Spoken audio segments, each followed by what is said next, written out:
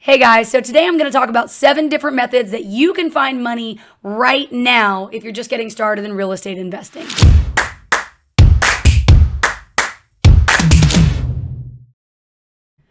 So the first and one of my favorite methods is hard money lenders. I love hard money lenders, and let me tell you why. When I was starting out, I tried to go to a conventional bank and say, hey, I have this dilapidated property and I need some money on it. I want, some money to renovate it. First thing they ask for is what's your credit like and how much money do you make? And it is just an absolute nightmare. You're not going to go to a bank and get the capital that you need to flip this distressed property.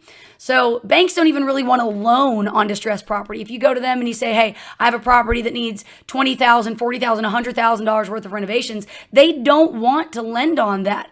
But hard money lenders are looking for that. They are waiting for you to bring them a deal that says, hey, this needs $60,000 in work, and they are happy to give you the money. If you have a good deal, you're going to have multiple hard money lenders trying to give you that money.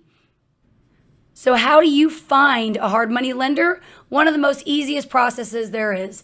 Go into your computer and Google hard money lenders and then your area. So for me, I'd say, hey, Google Magic, hard money lenders, Dallas or DFW area. And that's going to pop up a list of hard money lenders that I can call. Now, I'm going to say this before you get super excited, because I get super excited and I want to call and I want to be like, oh my God, hey, I'm Jackie. I'm brand new. I'm starting out, right? Hold on, put the brakes on for a second. Before you call them, you need to have a deal in mind. And we're going to talk about later, in other videos, how do you know if it's even a good deal? And I'm going to show you how to know it's a good deal. But before you go to your hard money lender, you want to have a deal because they're going to base that loan off of the property and not off of you. You can have bad credit with a hard money lender. You don't need to prove your income. You don't need to do any of the things that you would have to do with a conventional bank, which is gold. It's especially gold if you're just starting out, because you might want to do this because you want more income. You might not have good credit, and that's what you're trying to build towards, and that's what you're trying to work towards. So finding a hard money lender is absolutely fantastic because they're not going to base it off of you. They're going to base it off of the deal. So look up hard money lenders. That's one method to find some capital. So one of the other methods that I use are private investors. Now, who are private investors? Private investors are people that have money, but they don't loan it out professionally. It's not their job. They're not a lending company, anything like that. They might have 401ks or IRAs, or they might just have a lot of cash.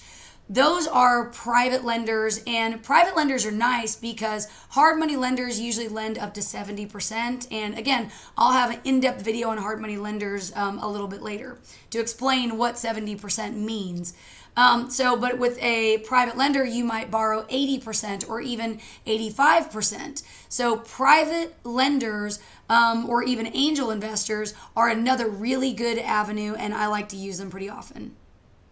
So another method that I really like is partners. I've worked with partners on occasions. I've worked with partners on specific deals. I've worked with wholesalers. I've worked with businessmen. I got a couple NFL players on my wall that I've done partnerships with.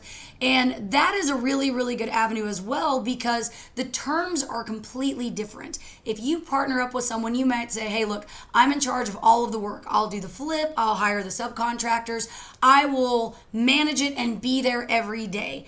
And then the partner can be the silent partner that invests money, but he's not as hands-on. Doesn't mean it has to be 50-50. Usually when I do a partnership, I do something that's 70-30 or even 80-20. It just depends on the terms of the deal that the two of you come up with together. But there are so many people that I know that want to partner with me, especially now, 20 years later, they know I do a flip, I'm going to do it great, I'm going to get in and out, and I'm going to make some money. So a lot of people ask me all the time to partner. But even when I was brand new and starting out, I still had people that wanted to partner with me just knowing that I was doing a flip and understanding the value of real estate. So partnership is a really good method. The only thing that I don't do, and this is just me personally giving you all some advice, I don't partner with my business. All the equity in my business is my equity, but I will partner on specific deals. I don't like giving up the control to my company. I like being in charge. I like having the final say so. So that's why I don't do that. But I am always happy to partner on specific deals as long as we're both happy on the terms. So now we're going to talk about home equity loans. But before I do that, let me introduce y'all to Felix. I'm sure you'll see him again because he gets on my desk regularly. He is now our office cat because about 5 years ago, somebody abandoned him at one of the rental properties. So that's Felix. So everyone say hello. I'm sure he'll be back and forth. So, home equity lines of credit. This is something you can do. It's great. It will speed up the process of getting any kind of loan or finding any kind of money for a flip because you're basically using your own money. So it definitely speeds it up. This is not my favorite avenue. I would definitely use a hard money loan before I would do an equity line of credit. But nevertheless, it is a good place to find money. However, if you're going to do that, I would leave about 25% of equity in your house and leave that for you. Don't touch it for a rainy day or whatever else. That way you're just a little bit more protected. So now let's talk about what I like to call a subject to loan. Now, I love these kind of loans. I've done them a couple times in my career, and it gives you very little liability and very little risk, and I really like that. So with a subject to, what it means is it is subject to the homeowner keeping the existing mortgage in place. So you are able to get this property and buy this property from them with very little cost. They're going to sign the deed over to you, but actually keep the mortgage in their name. And I know that sounds like nuts. You're like, why would anyone do that? But I've had people do that to me that don't want a foreclosure. They're saying, hey, I'm behind on my payments. I'm behind. I don't want to lose this. What do I need to do? Help me. So I've had some people that say, just take over the note for me. And they are so happy to do that. Don't think that you're taking advantage of anyone or anything like that. You're helping them with a problem they have. So it's a really good way to get a property, get the deed, and have very little liability into it. All right, guys, so that's 7 of the different ways that I have found money in the past. That's 7 ways that you can find money right now, today, and get started in investing.